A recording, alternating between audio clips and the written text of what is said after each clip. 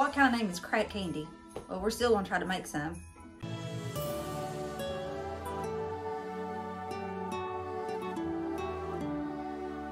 Hey y'all, it's April, and thanks for stopping by my crazy creative life, Christmas edition. In today's video, I am finally making my youngest daughter's, I guess it's maybe her favorite candy treat of whatever that I make. And I started making this back in Valentine's, and I've made it for about every holiday since then. And you can always go back and look. But I'm making Christmas crack. Of course, you just changed the name. It was Valentine's crack then. But she has asked me for, I know, at least a good 2 weeks. Mama, you've not made my Christmas crack yet. So, I hate the name though. I wish the name was something else. I don't know. But anyway, it really is good. If you like toffee flavored stuff, caramely flavored stuff, toffee with chocolate, whatever, then you should like this. You wouldn't think that a saltine cracker would turn into a really good candy, but it does. So if that sounds interesting, if you've never seen it before, then stick around with me and we'll jump in now and get started in this video. I also want to say before we get started, it is candy.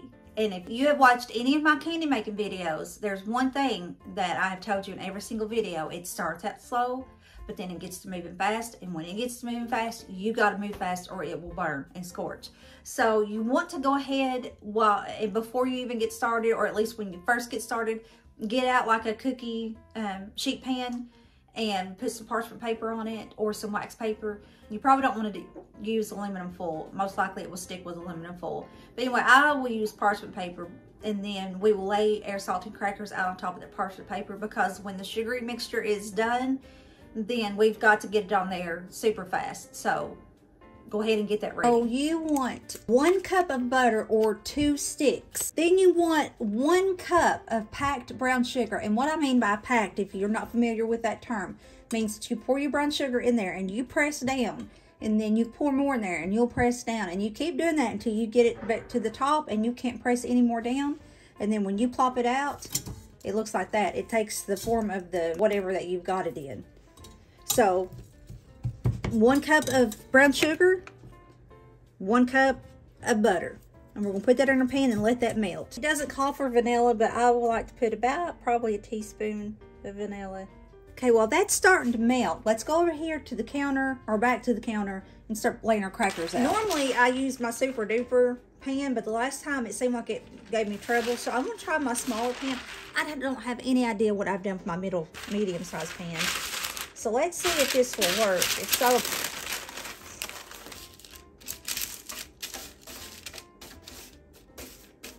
For me, I'm just going to have to deal with it. If you've got a standard size sheet pan, you won't have to worry about this.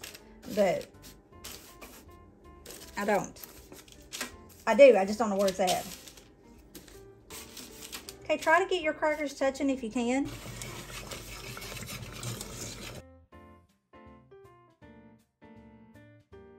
Once all your butter is incorporated into the sugar and it's boiling, and it's a bowl that you can't hardly whisk it down. See, that's still boiling. Even though I'm trying to whisk it down, it's still boiling a little bit. When it does that, then set your timer for 5 minutes. You want to stir it constantly.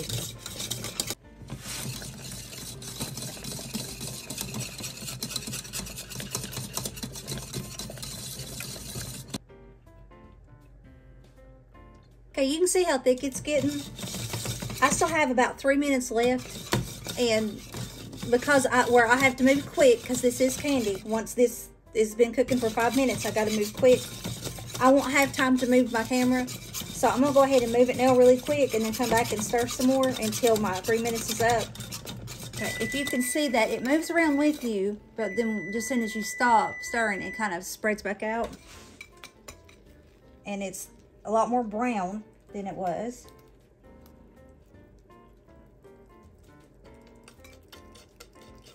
Then you're going to take a spatula, silicone spatula, and be very, very careful. This stuff will scorch the hide off you, so be very careful.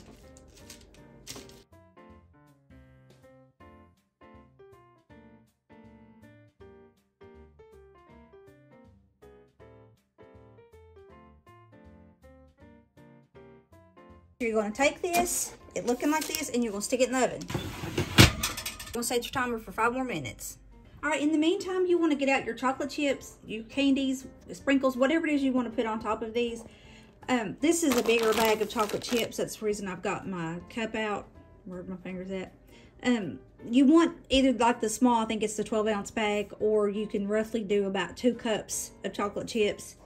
And because what we're going to do, we're going to pull these directly out of the oven, set them on the countertop, put the chocolate chips on top, just sprinkle them on top, stick them back in the oven for just a few seconds, pull them back out, and then spread that chocolate, and then add our candies.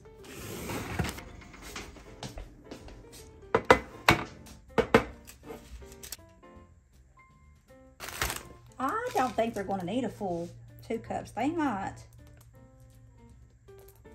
I would say about a cup and a half, a little over. You do what you want though.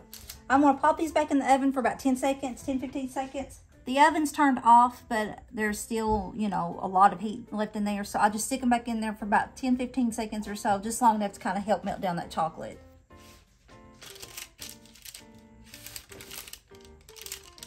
And if your chocolates seem like they're not spreading real easy, just stick them back in there a couple more seconds. These recipes, I look at so many different ones, and then I can't remember what I used back in Valentine's or March, you know, I can't remember exactly what I used without going back and actually looking. But honestly, I think 1 cup, maybe a cup and a quarter would have been plenty. But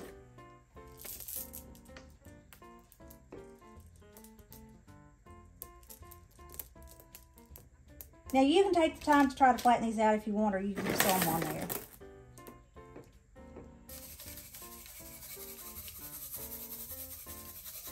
All right, we're going to let these completely cool.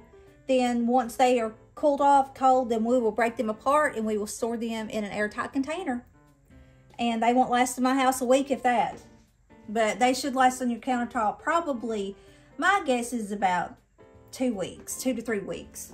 All right, I'm gonna let those cool on my countertop completely down. If I wanted to speed up the cooling process, I could always let them cool down a little bit on the countertop, then put them in the fridge and let them cool. But you don't want to keep them in the fridge.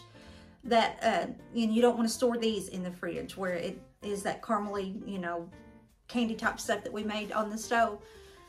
Toffee, that's the word. Once these cool completely down, then we're going to break them apart and we're going to store them in an airtight container on the countertop.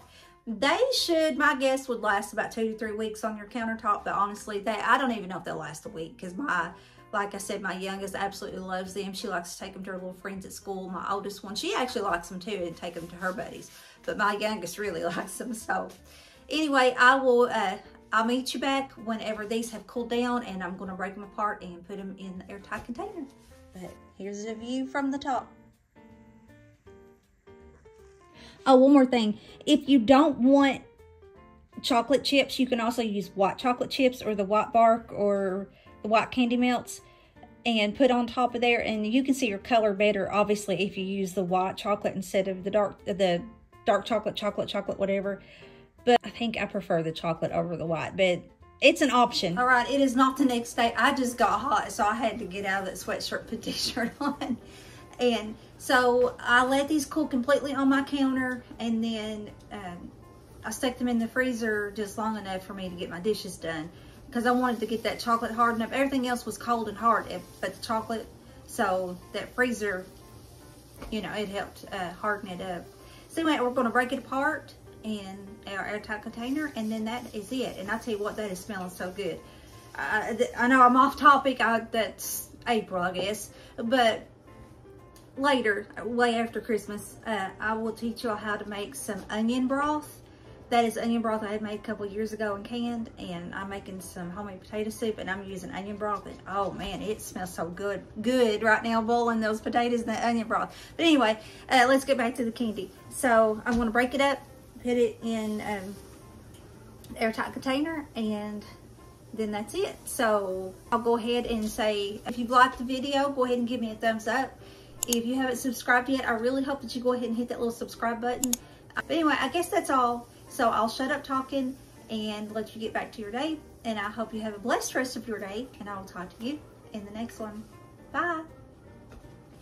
All right, so You can see that toffee.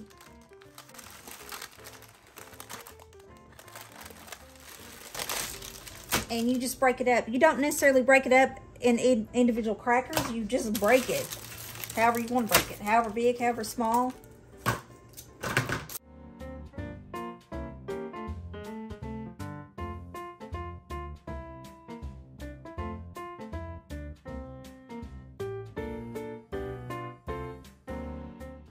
Let's try a little piece of this.